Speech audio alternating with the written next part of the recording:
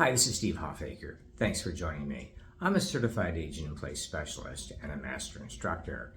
We do all types of improvements for our clients, from entrances to hallways to lighting, kitchens, baths, bedrooms, all over the house, depending on what they need, what their budget allows, and what's the most urgent or important at the time.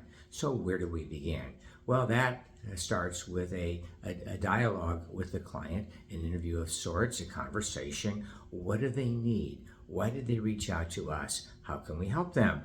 After obtaining that information, then we begin to put together a scope of services that's going to entail what would actually help them the most and what their budget will allow. Where they're having difficulty, we rely on them to share that with us. Now, our powers of observation in similar situations will give us some insight into how we might want to proceed, but it comes down to what they want. There's no prescription, there's no formula, it's what the client needs. So where do we start? Where they want us to start, where the most need happens to be, and then we go from there.